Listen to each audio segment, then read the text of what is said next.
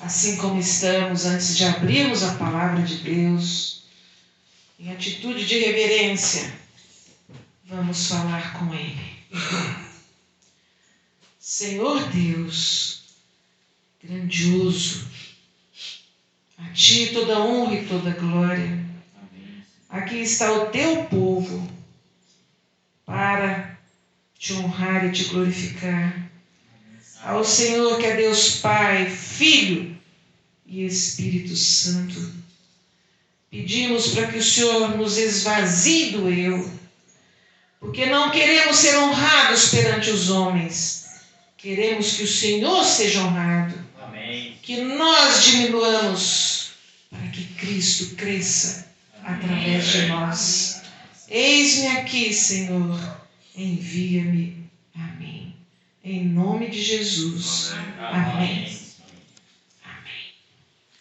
O grande apóstolo Paulo, aquele apóstolo que viajava muito, pregando para quem? Para os gentios. Ao passo que aqueles que foram discípulos de Jesus pregavam para quem? Para os judeus. Paulo não chegou a conhecer a Jesus. Ele nem foi discípulo de Jesus.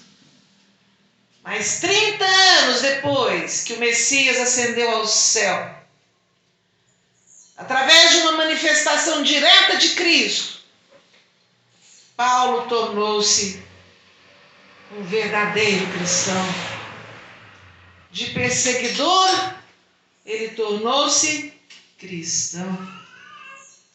Um dia, lá na Antioquia, na Ásia Menor, Pisídia, hoje atual Turquia, enquanto pregava numa sinagoga, Paulo reiterou, salientou as palavras de Deus a respeito de Davi.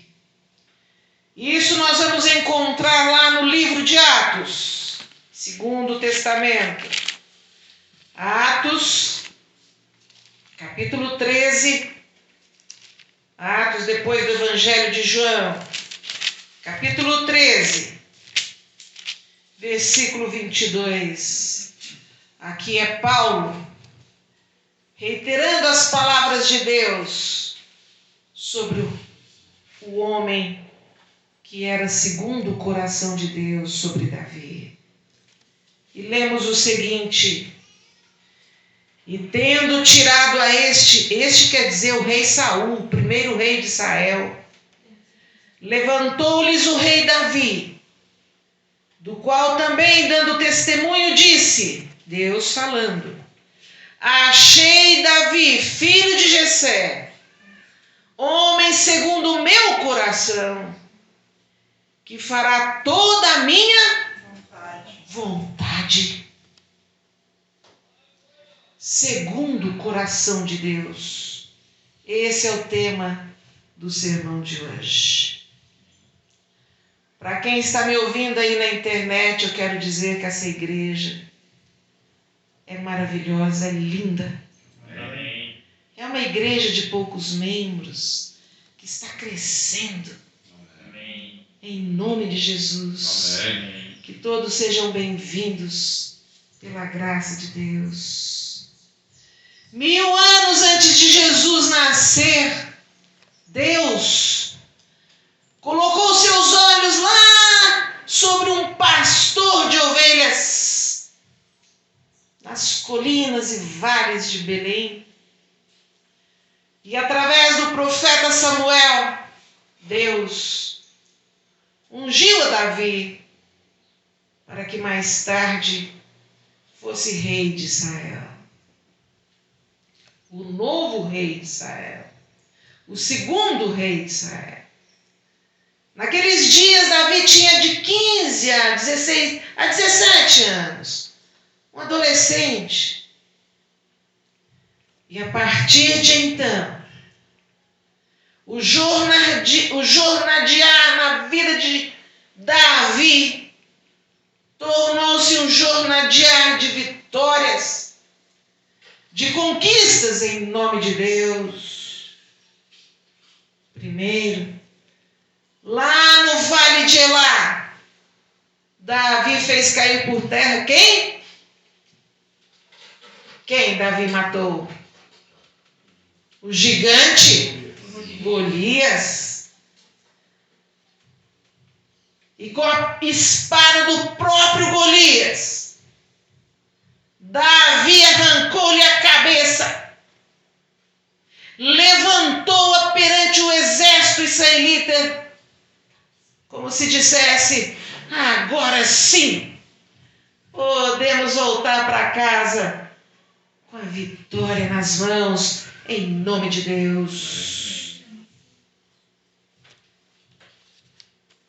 Aquele pequeno pastor de ovelhas foi preparado por Deus para mais tarde representá-lo perante todos os povos da terra. Povos pagãos, idólatras. E a escola de Davi foi uma escola muito especial. Davi teve como escola o silêncio da natureza, os vales e as campinas de Belém, a humildade das ovelhinhas e as oportunidades de lutar e vencer bestas feras no deserto. Depois que matou o gigante, o que aconteceu com Davi? Tornou-se escudeiro do rei. Ele apaziguava o mau humor de Saul, a ira de Saul. Bastava Saul ouvir a voz de Davi para ficar calmo, tranquilo. Davi era poeta, músico, cantor. Davi estava sendo preparado, usado por Deus para exercer uma missão muito importante, a missão de ser rei do povo de Deus. E então, aos 30 anos de idade, quer dizer, depois de 15 anos, desde sua unção, mais ou menos 15 anos, Davi assume o trono de Israel. Todos nós conhecemos essa história.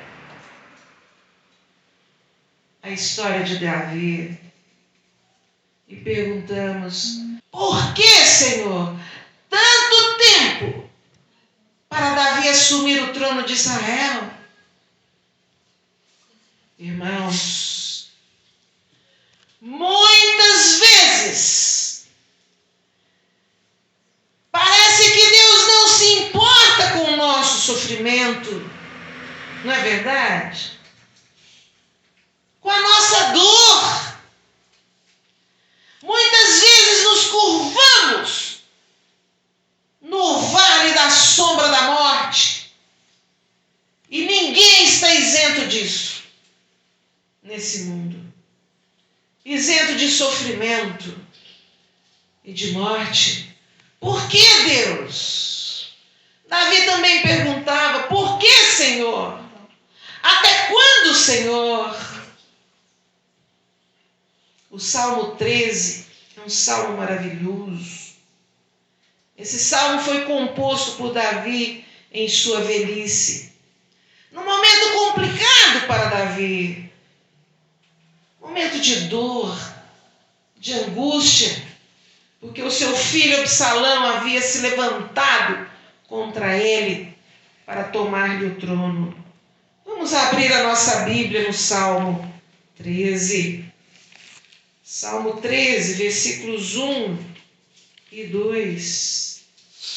É Davi clamando ao Senhor, perguntando ao Senhor: até quando, Senhor?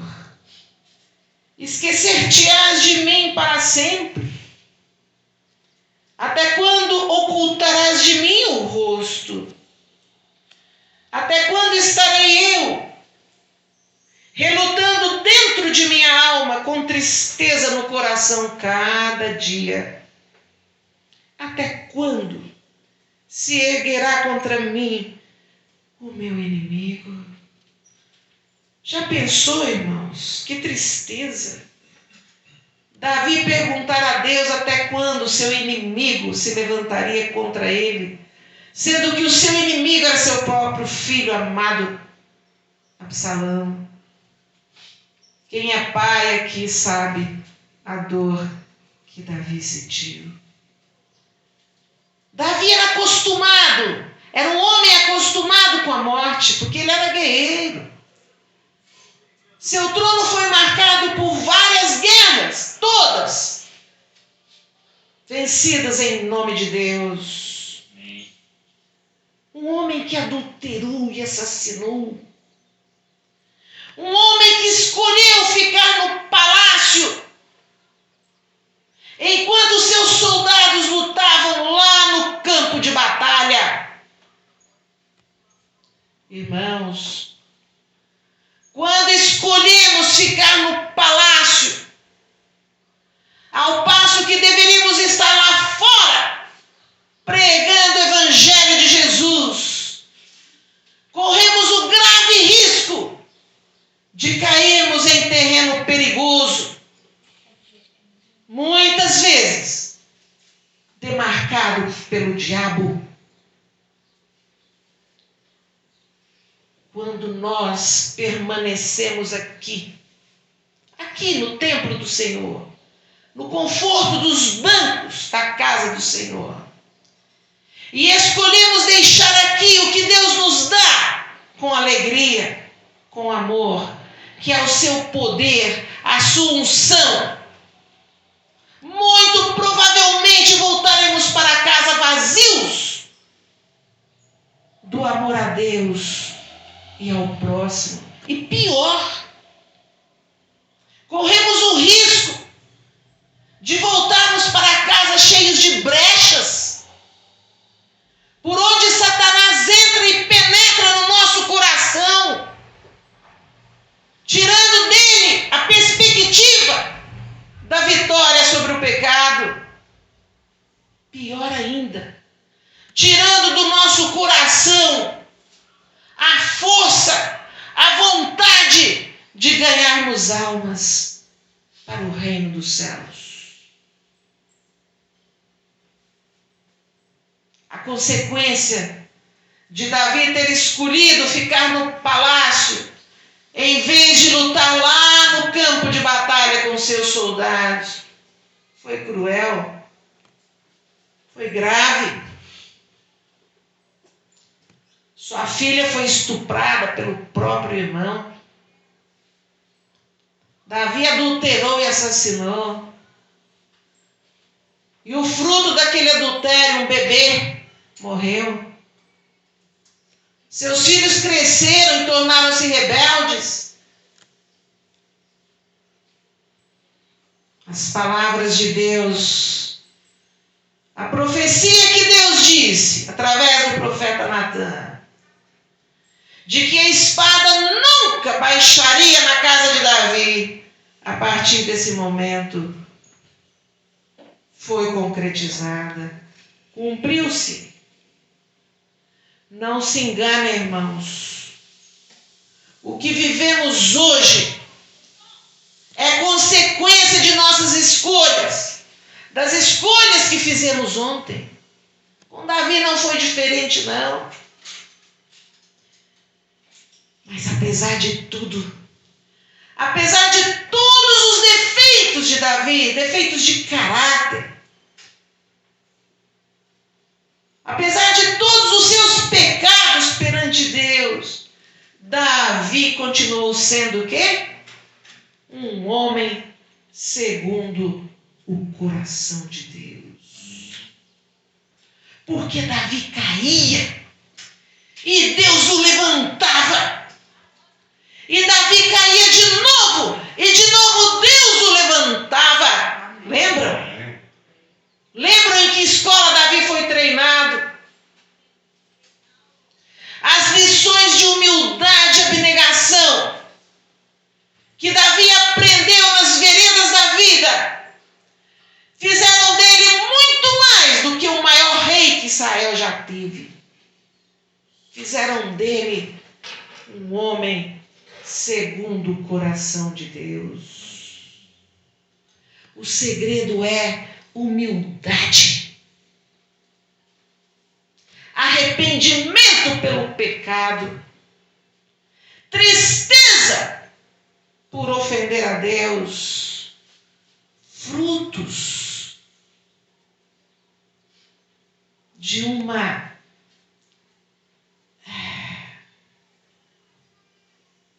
comunhão inabalável com Deus. Que Deus nos abençoe nesse momento. Amém. Crie em mim, ó Deus, um coração puro. Vamos falar juntos. Crie em mim, ó Deus, um coração puro. Amém. E renova em mim um espírito reto. Era o clamor de Davi. Salmo 51, versículo 1. Davi era humilde. Ele arrependia-se dos seus pecados e ajoelhava-se aos pés de Deus, implorando que Deus o transformasse. Um dos livros mais lindos da Bíblia é o livro de Isaías, eu acho lindo esse livro. Um livro poético. O profeta Isaías sentia o mesmo que Davi sentia, experimentava na presença de Deus. Vamos abrir a nossa Bíblia em Isaías. Fica depois de Salmos, de Eclesiastes. Isaías capítulo 64, versos 1 a 4. Aqui Isaías está falando, Isaías está salientando a beleza de Deus, a grandiosidade do Altíssimo. Olha que coisa linda. É uma poesia de Isaías conversando com Deus. Isaías 64, versículos 1 a 4 diz assim: ó, se fendesses os céus e descesses, se os montes tremessem na tua presença, como quando o fogo inflama os gravetos, como quando faz ferver as águas, para fazeres notório o teu nome aos teus adversários, de sorte que as nações tremessem diante da tua presença. Quando fizestes coisas terríveis que não esperávamos, desceste e os montes tremeram à tua presença. Terminando, Isaías diz assim, prestem atenção. Porque desde a antiguidade não se ouviu, nem com o ouvido se percebeu, nem com os olhos se viu Deus, além de ti, que trabalha para aquele que nele espera. Amém. Tem promessa maior que essa? Tem palavras melhores que essa para ouvirmos, irmãos? De que Deus está pronto para nos ajudar, se nós o pedirmos. Irmãos, aqui na igreja do Jardim Promissão, aqui no aprisco de Deus, Jesus está à porta do seu coração, Amém. com uma proposta de salvação para você, para a sua casa e para todos aqueles que voltarem seus olhares para o seu testemunho de vida.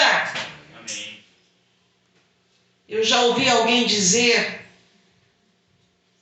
que hoje, muito provavelmente, podemos ser a única Bíblia que alguém terá a oportunidade de ler. Sabemos que a salvação está garantida. Ela foi comprada lá na cruz do Calvário, garantida pelo sepulcro vazio, e hoje Jesus está onde? Celestial intercedendo por nós. Amém. A salvação está garantida para todos nós, sem exceção. Mas é preciso haver entrega. É preciso arrancar do peito o coração e colocar esse coração nas mãos de Deus. Amém. Acontecendo isso, então Deus vai poder ser Deus em nossa vida e os milagres começarão a acontecer. Amém. Com o coração nas mãos de Deus, mesmo que os céus se abalem, ou os montes saiam dos seus lugares, ou caiam por terra, aconteça o que acontecer, irmãos, com o nosso coração nas mãos de Deus, está garantido que a nossa vida já está na eternidade. Amém. E lá na eternidade, face a face com Deus, quem estará conosco? Nosso filho? Nosso marido? Nossa mulher? Nosso vizinho? Aquele irmão difícil, problemático da igreja? Face a face com Deus lá na eternidade. Amém. Com quem estaremos nós? A missão existe, irmãos.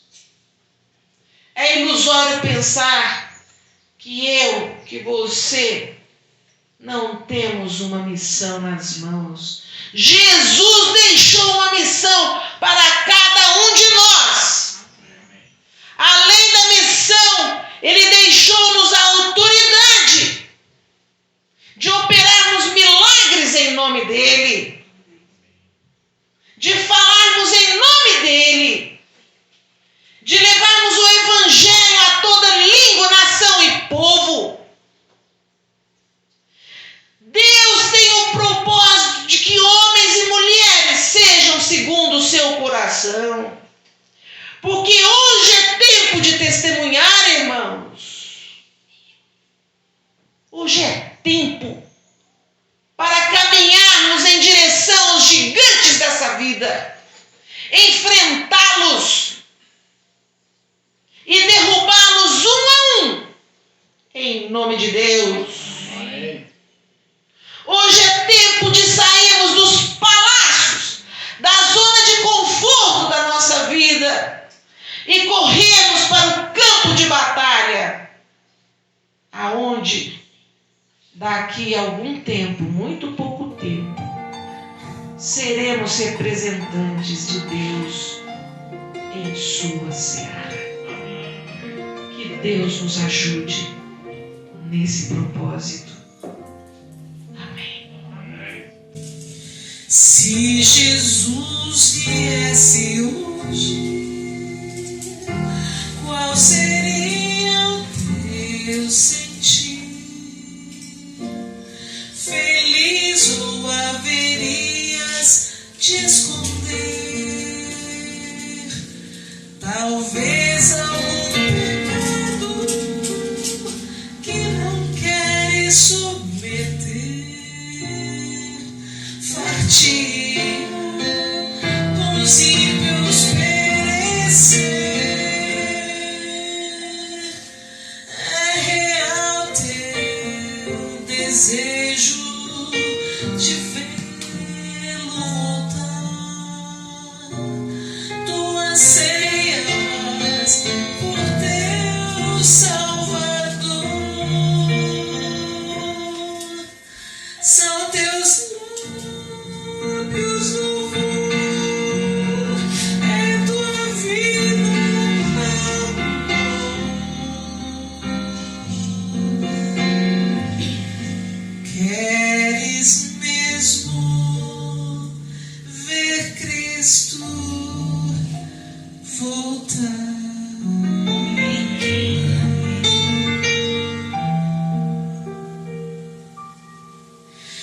Queres mesmo ver Cristo voltar?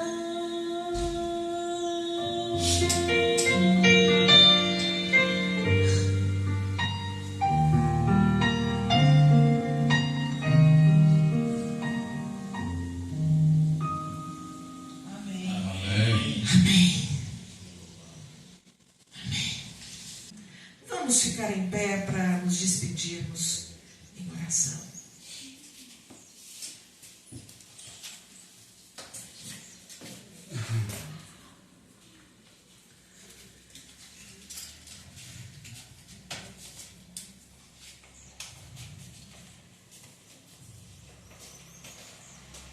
Senhor Deus, somos inteiramente gratos porque acabamos de receber a Tua palavra. A palavra que o Senhor nos reservou para essa manhã de sábado.